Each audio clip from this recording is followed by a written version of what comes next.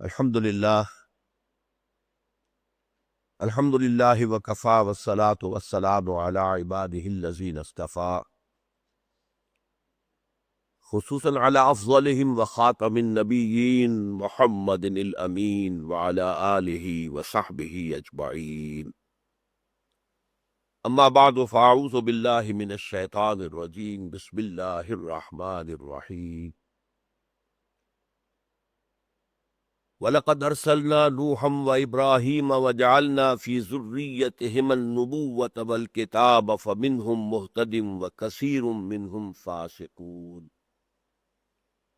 ثُمَّ قَفَّيْنَا عَلَىٰ آثَارِهِمْ بِرُسُلِنَا وَقَفَّيْنَا بِعِيسَى ابْنِ مَرْيَمَ وَآتَيْنَاهُ الْإِنجِيلَ وَجَعَلْنَا فِي قُلُوبِ الَّذِينَ اتَّبَعُوهُ رَأْفَةً وَرَحْمَةً وَرَهْبَانِيَّةً ابْتَدَعُوهَا مَا كَتَبْنَاهَا عَلَيْهِمْ إِلَّا ابْتِغَاءَ رِضْوَانِ اللَّهِ فَمَا رَعَوْهَا حَقَّ رِعَایَتِهَا فَآتَيْنَا الَّذِينَ آمَنُوا مِنْهُمْ أَجْرَهُمْ وَكَثِيرٌ مِّنْهُمْ فَاسِقُونَ صدق اللہ العظیم۔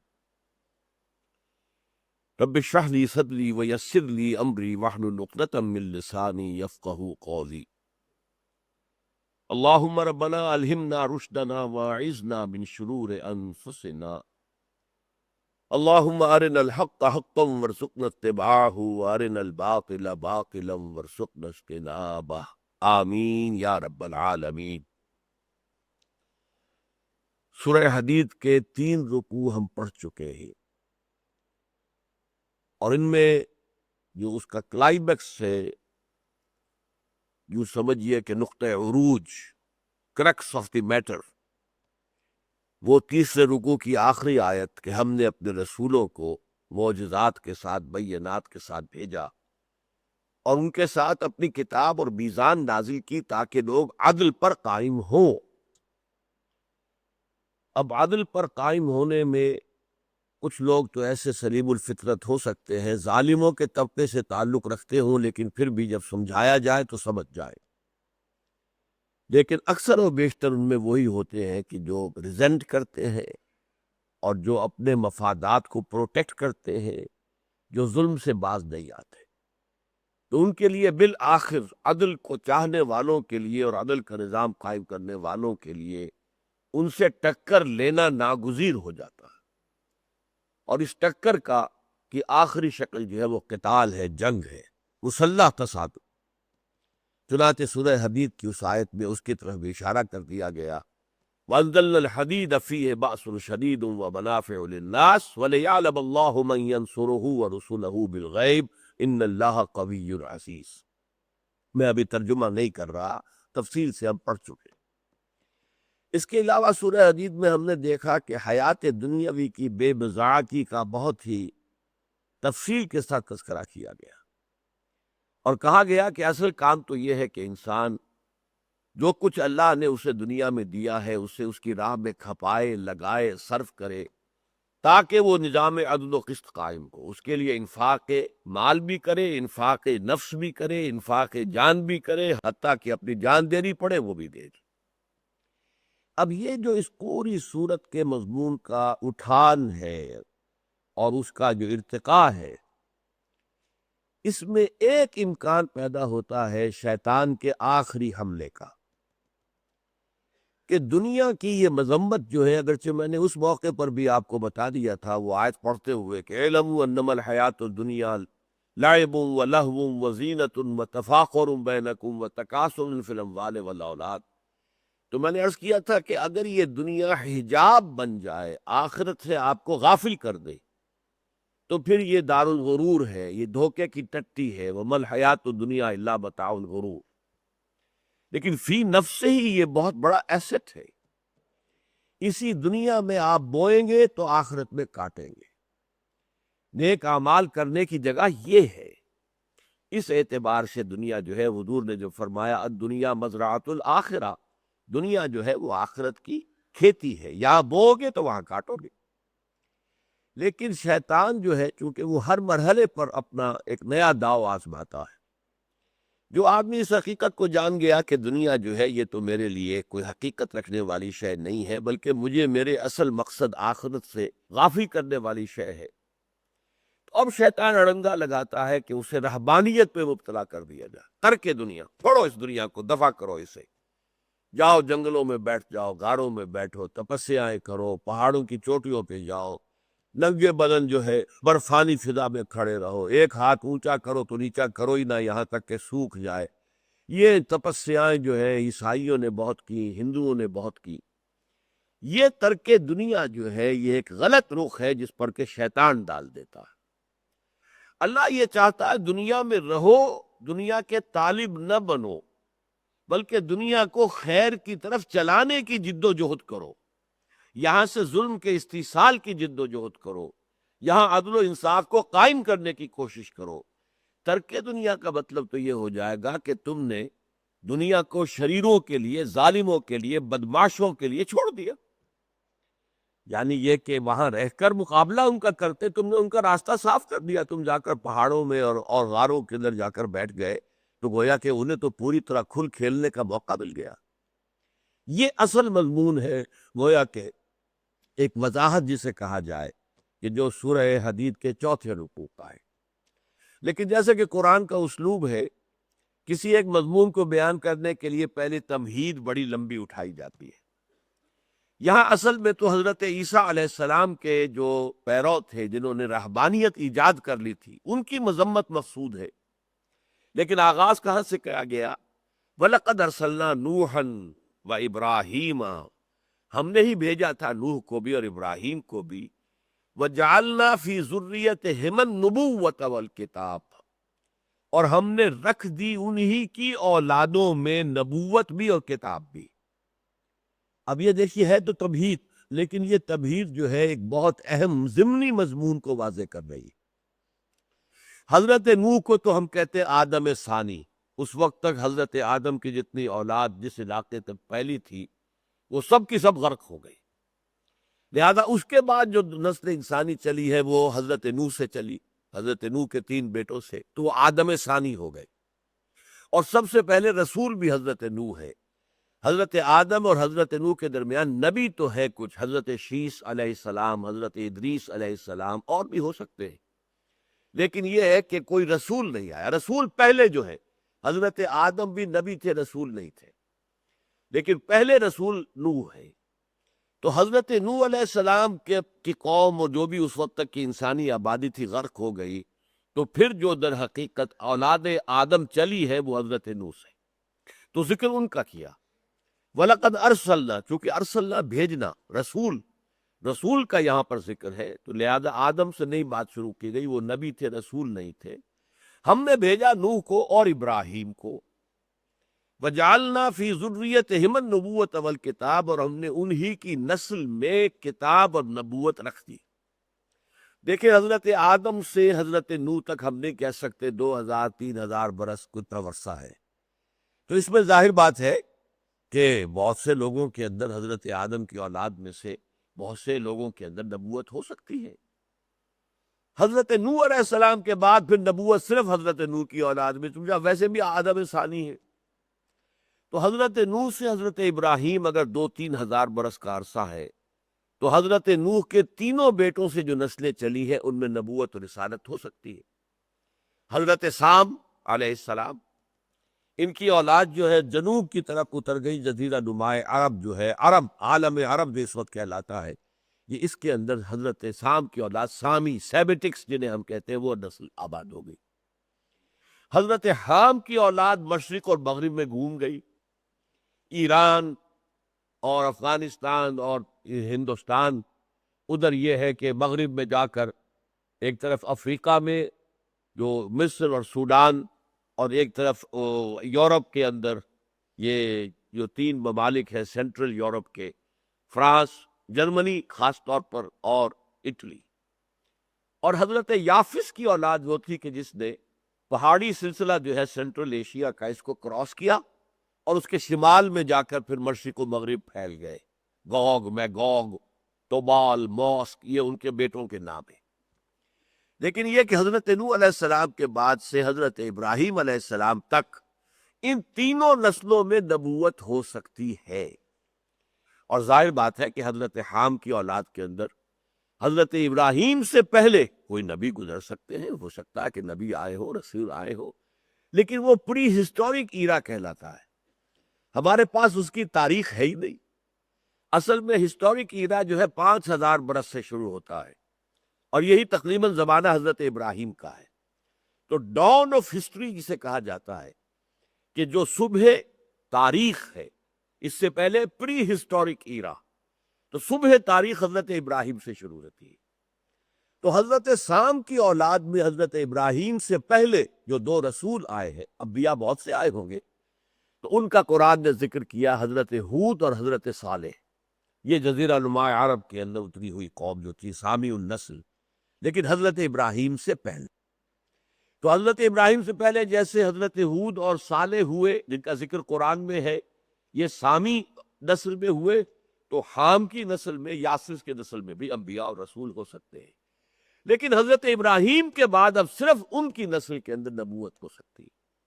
وَجَعَلْنَا فِي ذُرِّيَّتِهِمُ النُّبُوَّةَ وَالْكِتَابَ۔ اب حضرت ابراہیم کی جو ذریت ہے وہ حضرت نوح کی بھی ذریت ہے، اور حضرت ابراہیم کی بھی ذریت ہے، لیکن غیر ابراہیمی جو نسلیں ہیں وہ حضرت نوح کی نسل تو ہے، حضرت ابراہیم کی تو نہیں ہے، لہذا ان میں اب نبوت کا کوئی سوال نہیں، رسالت کا کوئی سوال نہیں، وہ ابراہیم ہی کی نسل میں نبوت و رسالت آئی۔ البتہ اس میں یہ سمجھ لیجئے کہ حضرت ابراہیم کی نسل کی 3 شاخیں ہیں۔ ان میں سے ایک شاخ وہ ہے کہ جو حضرت اسماعیل علیہ السلام سے چلی، ہمیں معلوم ہے کہ اس میں کوئی نبوت و رسالت نہیں آئی، یوں سمجھے کہ یہ 2500-3000 برس گزرے ہیں کہ کوئی نبوت نہیں آئی اس شاخ کے اندر، بل آخری نبی، آخری رسول محمد صلی اللہ علیہ وسلم مبعوث ہوئے۔ حضرت ابراہیم کی نسل میں پہلے حضرت اسماعیل، اور حضرت اسماعیل کے بعد خلا، اور پھر آخری حضرت محمد صلی اللہ علیہ وسلم۔ پھر جو اصل بیوی تھی، منکوحہ بیوی حضرت سارہ، ان کو اللہ نے اسحاق جیسا بیٹا عطا کیا، تو یہ دوسری نسل چلی۔ حضرت اسحاق کے 2 بیٹے ہوئے، حضرت عیسو، حضرت یعقوب۔ یہ جڑواں تھے، ایک ہی وقت میں پیدا ہوئے، لیکن ظاہر بات ہے کہ جڑواں بچے بھی پیدا ہوتے تو پہلے ایک جو ہے ماں کے بطن سے برآمد ہوتا ہے، پھر دوسرا آتا ہے۔ تو پیچھے آنے والے یعقوب تھے، اس لیے ان کا نام جو ہے یعقوب پڑا، عقب میں، پیچھے آنے والا۔ پہلے عیسو تھے، اور تورات سے یہ معلوم ہوتا ہے کہ حضرت اسحاق کی جو ہے وہ خواہش یہ تھی، اور ان کا ارادہ یہ تھا، اور اس تورات کی اصطلاح میں اسے کہتے ہیں برکت دینا، کہ وہ برکت دیں اپنے بڑے بیٹے عیسو کو۔ لیکن جو حضرت یعقوب کی والدہ تھی، انہوں نے کچھ دھوکے سے، اب یہ تورات کی باتیں ہیں، غلط صحیح بھی ہو سکتی ہیں، لیکن میں وہ بیان کر رہا ہوں، تو حضرت یعقوب کو برکت دلوا دی، تو ان سے جو برکت ملی ہے پھر تو 12 بیٹے ہوئے اور 12 نسلیں چلیں۔ حضرت یوسف آئے، حضرت موسیٰ آئے، حضرت عیسیٰ آئے، حضرت موسیٰ اور عیسیٰ کے درمیان بہت سے نبی آئے۔ یہ شاخ وہ ہے کہ جس کی تاریخ محفوظ ہے، اس لیے کہ تورات جو ہے یہودیوں کی کتاب جو ہے، اس میں یہ ساری شاخ، اب ان کا تعلق جو ہے یعقوب سے ہے، عیسو سے تو نہیں ہے، جو بڑے بھائی تھے، پہلے پیدا ہوئے تھے۔ لہذا عیسو کی نسل کہاں گئی، کدھر گئی، کن قوم و قبیلوں میں بٹی، اس کا کوئی ذکر ہمارے پاس نہیں ہے۔ لہذا ہو سکتا ہے کہ عیسو کی نسل میں بھی کوئی نبی آئے ہو، ظاہر بات ہے کہ وہ بھی ابراہیم کی ذریت ہے۔ پھر تیسری شادی کی تھی حضرت ابراہیم علیہ السلام نے قطورہ۔ قطورہ بیوی جو تھی، ان سے 6 بیٹے حضرت ابراہیم کے ہوئے، ان کو اکثر لوگ جانتے نہیں، بنی قطورہ۔ ان 6 میں سے بھی صرف ایک شاخ کو ہم جانتے ہیں، اور وہ ہے وہ کہ جس میں حضرت شعیب بھیجے گئے۔ مدین نام تھا حضرت ابراہیم کے بیٹے کا، اسی سے قوم مدین، وہ علاقہ مدین، مدیان بھی کہتے ہیں، مدین بھی کہتے ہیں، جن میں حضرت شعیب بھیجے گئے۔ باقی 5 بیٹوں کی نسلیں کہاں گئی، کوئی تاریخ ہمارے پاس نہیں۔ اچھا، پھر جب بنی اسرائیل نکلے ہیں مصر سے، تو کہتے ہیں کہ بہت سے قبیلوں کا اس کے بعد حال ہی پتہ نہیں چلتا، 12 قبیلوں میں سے بعض غائب ہو گئے۔ وہ غائب قبیلے کہاں گئے، انہیں کہتے ہیں the lost tribes of the house of Israel, Israel کے گھرانے کے کھوئے ہوئے قبیلے۔ تو یہ عین ممکن ہے کہ حضرت ابراہیم سے لے کر حضرت محمد تک، جبکہ نبوت ختم ہوئی صلی اللہ علیہ وسلم، اس عرصے میں بھی ان نبیوں کے علاوہ کہ جن نبیوں کا قرآن میں ذکر ہے، بہت سے نبی آئے ہوں کہ جو حضرت ابراہیم کی عیسو کی اولاد میں آئے ہوں، حضرت ابراہیم کی بنی قطورہ کی اولاد میں سے آئے ہوں، حضرت ابراہیم جو ہے ان کی نسلیں تو یہ ساری ہے۔ تو اس اعتبار سے ہندوستان میں یا کسی اور جگہ پر نبیوں کا ہونا پوسٹ ابراہیم دور میں، حضرت ابراہیم کے بعد ممکن ہے، لیکن ہم یقین سے نہیں کہہ سکتے۔ اس آیت کی روح سے ممکن ہے، وَجَعَلْنَا فِي ذُرِّيَّتِهِمُ النُّبُوَّةَ وَالْكِتَابَ، تو ظاہر بات ہے کہ حضرت ابراہیم کی نسل، اور میرا گمان ہے برہمن یہ حضرت ابراہیم کی نسل ہے، اور برہما اور برہمن حضرت ابراہیم ہی کے نام کی بدلی ہوئی شکلیں ہیں۔ اور ایک شخص تھا ڈوباو، اس ڈیبائے نے 40 برس جو ہے مطالعہ کیا تھا ہندوستان میں رہ کر، یہ فرانسیسی ایک محقق تھا، اس نے ہندوستان میں رہ کر ہندو مذہب کے جتنے اسکرپچرز ہیں، جتنی کتابیں ہیں، وید ہیں، شاستر ہیں، یہ ہے وہ ہے، منو سمرتی ہے، وغیرہ وغیرہ، پران ہے، بے شمار کتابیں، ان سب کا گہرا مطالعہ کیا، اور وہ اس نتیجے پر پہنچا کہ ہندوستان میں جنہیں منو کہا جاتا ہے وہ اصل میں مہانوح ہے، حضرت نوح کی نسل جو ہے وہ یہاں آئی ہے، اور حضرت نوح کو وہ مہا کہتے ہیں ہندی میں بڑا، گریٹ، تو مہاتما، ایک تو آتما سب میں ہے، مہاتما جو بہت بڑی آتما ہے، بڑی روح والا آدمی ہے، بڑا روحانی انسان ہے، مہا بھارت، دی گریٹر بھارت، تو مہانوح جو ہے وہ منو بن گیا پھر، اور منو سمرتی جو ہے وہ اصل میں حضرت نوح کی جو شریعت تھی وہ منو سمرتی ہے، یہ ایک رائے ہے، واللہ اعلم۔ پھر ایک رائے یہ بھی ہے کہ گوتم بدھ بھی نبی تھے اللہ کے، ہو سکتا ہے ہو، یہ مولانا مناظر حسن گیلانی جیسی محقق شخصیت کی رائے ہے، جسے تو آسانی سے اٹھا کر نہیں پھینکا جا سکتا۔ کرشن جی مہاراج ہو سکتا ہے نبی ہو، اس لیے کہ ان کی جو کتاب گیتا ہے اس میں جنت کا، دوزخ کا، آخرت کا پورا ذکر موجود ہے، جہاد کا ذکر موجود ہے، تو اس حوالے سے عین ممکن ہے، لیکن ہم یقین کے ساتھ نہیں کہہ سکتے کسی کو بھی۔ تو یہ ہے در حقیقت جو اس چھوٹے سے جملے میں آدھی آیت کے اندر جن حقائق کی طرف اشارہ کیا جا رہا ہے، وَلَقَدْ أَرْسَلْنَا نُوحًا وَإِبْرَاهِيمَ وَجَعَلْنَا فِي ذُرِّيَّتِهِمُ النُّبُوَّةَ وَالْكِتَابَ فَمِنْهُمْ مُهْتَدٍ وَكَثِيرٌ مِّنْهُمْ فَاسِقُونَ۔ تو اب ان میں ظاہر بات ہے بہت سے مہتدی ہوئے، ہدایت پائی، نبیوں کی بات پر لبیک کہا، ایمان لائے، عمل صالح کیے، لیکن کثیر جو ہے، زیادہ ان میں جو ہے وہ فاسق رہے، انہوں نے بات کو نہیں سنا، نہیں مانا۔ اب اگلی آیت میں ذکر اب آ رہا ہے، ثُمَّ قَفَّيْنَا عَلَىٰ آثَارِهِمْ بِرُسُلِنَا، پھر ہم نے ان کے نقش پا پر، اثر کہتے ہیں نقش قدم، اور اسی سے آثار قدیمہ بنا ہے، پرانے زمانے کے جو آثار ہیں جن سے ہم تاریخ پرانی جو ہے تلاش کرتے ہیں، آثار قدیمہ، پھر ان کو محفوظ رکھنے کی کوشش بھی کرتے ہیں۔ ثم قفینا، قفا کہتے ہیں پیچھے لگا دینا، قافیہ کہتے ہیں شعر کے جو آخری الفاظ ہوتے ہیں کہ جن سے اس کا ایک ردم بنتا ہے، سلسلہ بنتا ہے، یہ قافیہ قوافی، قفینا پیچھے لگا دینا، پھر ہم نے ان کے پیچھے لگائے، علی آثارہم، انہی کے نقش قدم پر، برسولنا، اپنے بہت سے رسول، وقفینا بعیسی ابن مریم، اب یہ ہے اصل بات جس کو بیان کرنا ہے، اور پھر ہم نے پیچھے اٹھایا عیسیٰ ابن مریم کو، وآتیناہ الانجیل، اور اس کو ہم نے انجیل عطا کر دی، وجعلنا فی قلوب الذین اتبعوہ رأفۃ ورحمہ، اور جن لوگوں نے اس کی پیروی کی ان کے دلوں میں ہم نے رافت اور رحمت پیدا کر دی۔ اس رافت اور رحمت کو پہچانیے، یہ جو لفظ ہے قرآن مجید میں جوڑے کی شکل میں آتا ہے، رافت رحمت، حضور کے لیے رؤوف الرحیم، امت کے للمؤمنین رؤوف الرحیم یہ لفظ آیا ہے، اللہ کے لیے رؤوف الرحیم 4 مرتبہ قرآن میں ہے۔ تو یہ رؤوف اور رحیم میں کیا تعلق ہے؟ جیسے ہم نے آغاز میں کہا تھا عزیز اور حکیم میں کیا تعلق ہے؟ وہ گہرا تعلق ہے۔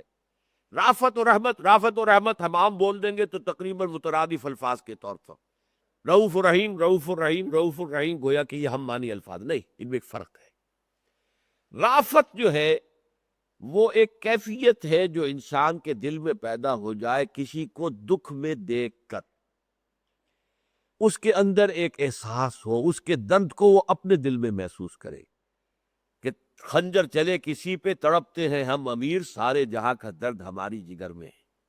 یعنی ایک وہ آدمی احساس ہے، کسی کو دیکھا ہے دکھی کو، مجھے کیا ہے، دفع ہو، وہ آگے چلتا بنا، کسی کو کسی اور حالت میں دیکھا ہو، کوئی پرواہ نہیں۔ اور ایک وہ ہوتا ہے رافت کہ کسی کو دکھ میں دیکھا تو دل جیسے پگھل گیا ہے، دل میں اس کا رنج وہ محسوس کر رہا ہے. اس کو ہمدردی بھی میں نے کہا تھا، سمپیتھی. پیتھی پیتھیٹک کہتے ہیں جو بہت ہی ایک یعنی درد آمیز جو منظر ہے، ویری پیتھیٹک سین. تو پیتھی کہتے ہیں یہ درد کا، اور سمپیتھی یہ گویا کہ جن دردوں کا مل جانا. آپ کا درد میں محسوس کروں تو ہم درد ہو گئے. جیسے ہم عصر ایک زمانے میں رہنے والے لوگ، ہم جماعت ایک جماعت میں پڑھ، ہم درد جن کا درد مشترک ہو گیا. تو رافت کہتے ہیں وہ احساس جو سلیم الفطرت انسان کے دل میں پیدا ہونا چاہیے. کسی کو دکھ میں، احتیاج میں، تکلیف میں، بیماری میں، کسی اور مصیبت میں مبتلا دیکھ کر ایک فطرت سلیمہ کا ایک رد عمل ہونا چاہیے کہ اندر ایک خاص قسم کا جذبہ پیدا ہو جائے. رحمت اب اسی جذبے کا عملی نتیجہ ہے. رحمت کیا؟ اب آپ کوشش کریں کہ اس کا درد جو ہے کم ہو سکے، میں اس کا درد بانٹ سکوں، اس کی تکلیف رفع کر سکوں. گویا کہ ایک ہے لینے والا حصہ، یہ ریسیپینٹ حصہ ہے رافت، اور یہ جو ہے وہ ڈونر حصہ ہے، دینے والا، کہ پھر انسان اس کی پیسے سے مدد کرے، کسی اور طرح مدد کرے، کوئی اس کا جسم دکھ رہا ہے تو اسے دبائے، جو بھی کرے. فاقہ ہے تو کھانا کھلائے، اور جو بھی اس کی احتیاج ہے، اگر کہیں کسی عہدے دار سے اس کی کوئی سفارش صحیح بات کی کر سکتا ہو تو کرے. یہ سارے کام جو ہے یہ رحمت میں ہوں گے. تو رافت اور رحمت یہ دونوں مل کر ایک پروسیس کو مکمل کرتے ہیں. حضرت عیسیٰ علیہ السلام کے جو ماننے والے تھے حواریین، ان کے لیے خاص وصف بیان کیا کہ ہم نے ان کے دلوں میں رافت اور رحمت پیدا کر. اب یہ پیدا ہو جانے والی چیز، یہ نیکی، یہ جذبہ، یہ ہم نے دوسرے درس میں بھی پڑھا تھا کہ نیکی کا جذبہ بھی اندھا ہوتا ہے، وہ حد اعتدال سے تجاوز کر جاتا. کسی وقت انسان پر اتنا نیکی کا حملہ ہوتا ہے کہ میں اپنا سب کچھ اللہ کی راہ میں لوٹا دوں، بس نکل جاؤں جنگل میں. لیکن یہ طریقہ ٹھیک نہیں ہے. ہو سکتا ہے یہ سب کچھ کر کے پھر بعد میں پچھتاؤ یہ کیا مصیبت میں کر بیٹھا.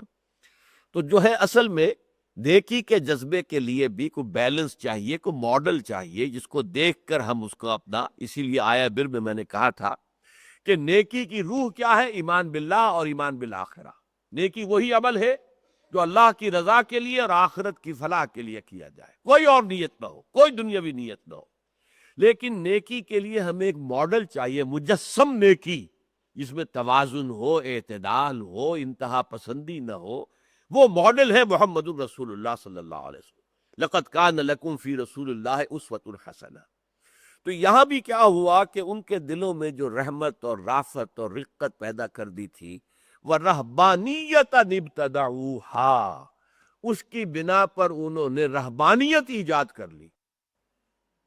اللہ سے لو لگانے کے لیے جی بس اب تو جاؤ جنگلوں میں بیٹھ جاؤ، یہ کیا گھر گرہستی ہے، شادی کریں گے مصیبت ہو جائے گی، بچے ہوں گے، بیوی کے دیکھ بھال کرنی ہے، اب بیوی حمل سے ہے اس کی دیکھ بھال کرو، اب وہ زچگی ہو رہی ہے، یہ ایک بکھیڑے، بچہ پیدا ہو گیا ہے، وہ بیمار ہے، دوڑو ہسپتالوں میں، پھر اس کی تعلیم کے لیے، داخلے کے لیے ادھر سے سفارش ادھر سے سفارش. یہ مصیبتیں ہیں، یہ بکھیڑے ہیں، ان سب کو دفع کرو، ترک دنیا اختیار کر کے جا کے جنگلوں میں بیٹھو، تپسیائیں کرو، ریاستیں کرو، عبادتیں کرو، مراقبے کرو، اللہ سے لو لگا. یہ ہے اس نیکی کا غلط رخ، غلط جز. یہ رہبانیت خلاف فطرت ہے. خلاف فطرت اس لیے کہ اللہ نے انسان کو پیدا کیا ہے تو جو تقاضے اس میں رکھے ہیں یہ سب اس کے پیدا کردہ ہے. ان تقاضوں کو جائز راستوں سے پورا کرنا یہ حق ہے. ان لنفسک علیک حقا، تمہارا نفس جو ہے اس کا بھی تم پر حق ہے، اس کے حقوق بھی ادا کرو. پیٹ کھانے کو مانگتا ہے تو دو اسے، یہ اس کا حق ہے، لیکن یہ حلال شے دو، حرام نہ دو. حلال ذریعے سے کمائی ہوئی چیز دو، حرام ذریعے سے کمائی ہوئی چیز مت دو. شہوت کا جذبہ ہے، اللہ نے رکھا، یہ بھی ایک ہے، ایک بنیادی ضرورت ہے، ورنہ نسل انسانی پھیلتی کیسا؟ شادی کون کرتا؟ کیسے نسل پھیلتی؟ دنیا میں تمدن ہوتا ہی نہ، تہذیب ہوتی ہی نہ. یہ تو سارا اسی جذبہ شہوت کے اوپر مبنی ہے. لہذا اس کو بھی دو، اس کا حق ہے، لیکن جائز راستے سے دو. منکوحہ بیوی ہے یا یہ کہ کوئی تمہاری جائز قانونی شرعی اعتبار سے لوڈی ہے، اس کے اوپر اپنے جو ہے اس کے ذریعے سے تسکین حاصل کرو، لیکن نفی کر دینا غلط ہے. لیکن یہ جذبہ جب پیدا ہوتا ہے تو اس کی ایک بہت شاندار مثال حدیث میں آئی ہے. اور یہ حدیث جو حضرت انس بن مالک رضی اللہ تعالیٰ عنہ سے مروی ہے کہ جو تقریباً 9-10 برس حضور کے خادم خاص رہے، پرسنل اسسٹنٹ، پرسنل ہیلپر. 9 برس کی عمر تھی جب ان کی والدہ چھوڑ گئی تھی حضور کے پاس. آپ اس کو اپنے پاس رکھیں، اپنے آغوش تربیت میں آپ اس کو پرورش فرمائیں اور یہ آپ کی خدمت کرے گا. عن انس بن مالک رضی اللہ عنہ جاء ثلاثۃ راحت الى بیوت ازواج النبی صلی اللہ علیہ وسلم یسألون عن عبادت النبی صلی اللہ علیہ وسلم. حضرت انس فرماتے 3 اشخاص آئے حضور کے گھروں کی طرف جہاں ازواج رہتی تھی، اور وہ پوچھ رہے تھے حضور کی عبادت کے بارے میں کہ رات کو آپ کتنی تہجد پڑھتے ہیں، کتنی دیر جاگتے ہیں، کتنی دیر سوتے ہیں، مہینے میں کتنے روزے آپ نفلی رکھتے ہیں. فلما اخبروا، جب انہیں خبر دے دی گئی، جو صحیح بات تھی وہ بتاتی ازواج نے، حضور کی زندگی تو کھلی کتاب تھی.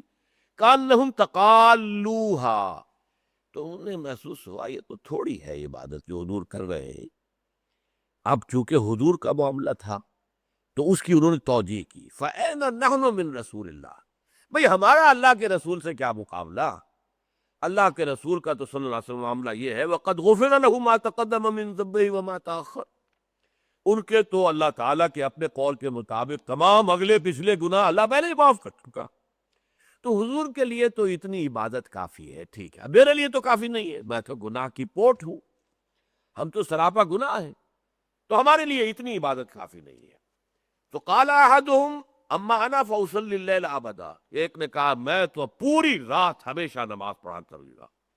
وقال الاخر وانا اصوم الدهر ولا افطر، دوسرے نے کہا میں ہمیشہ روزہ رکھوں گا، کبھی بھی ترک نہیں کروں گا، کبھی بھی روزہ جو ہے ناغا نہیں کروں گا. وقال الاخر، تیسرے نے کہا وانا اعتزم النساء ولا اتزوج ابدا، میں عورتوں سے علیحدہ رہوں گا اور میں ہرگز کبھی بھی شادی نہیں کروں گا. اب اس کی خبر پہنچ گئی رسول اللہ صلی اللہ علیہ وسلم کو. فجاء رسول اللہ صلی اللہ علیہ وسلم فقال، حضور اب ان کے پاس خود تشریف لے گئے اور پوچھا، سوال کیا، انتم الذین قلتم کذا و کذا، کیا آپ ہیں وہ لوگ جنہوں نے ایسی ایسی باتیں کی ہیں؟ گویا ڈانٹ کا انداز ہے شروع سے. اما واللہ انی لاخشاکم للہ واتقاکم لہ، دیکھو میں خدا کی قسم تم میں سب سے زیادہ اللہ کا تقوی رکھنے والا ہوں اور سب سے زیادہ اللہ سے ڈرنے والا ہوں. ولیکنی اصوم و افطر، میں روزہ رکھتا بھی ہوں، ناغا بھی کرتا ہوں. واصلی وارقد، رات کو نماز بھی پڑھتا ہوں اور سوتا بھی ہوں. واتزوج النساء، اور میں نے جو ہے شادیاں کی ہے. تو اس کے بعد فرمایا فمن رغب عن سنتی فلیس منی، تو جو شخص میری سنت کو پسند نہیں کرے گا اس سے ہٹے گا، اس کا مجھ سے کوئی تعلق. اب دیکھیے یہاں کوئی معصیت کا معاملہ نہیں تھا، کسی نے یہ تو نہیں کہا تھا میں زنا کروں گا یا میں یہ کروں گا یا میں وہ کروں گا، نہیں، بات تو نیک تھی. لیکن نیکی حد اعتدال سے جب تجاوز کرتی ہے تو بدی بن جاتی ہے. اعتدال ہے اصل شے، اعتدال، اور اعتدال کامل کا نمونہ ہے محمد الرسول اللہ صلی اللہ علیہ وسلم. تو یہ رہبانیت ان ابتدعوہا، اس رہبانیت کی بدعت انہوں نے ایجاد کی. ما کتبناہا علیہم، ہم نے بھی ان کو اوپر واجب نہیں کی تھی. آگے اس آیت کا بقیہ حصہ انشاءاللہ اگلی نشست میں پڑھیں گے. بارک اللہ لی ولکم فی القرآن العظیم ونفعنی وإیاکم بالآیات والذکر الحکیم.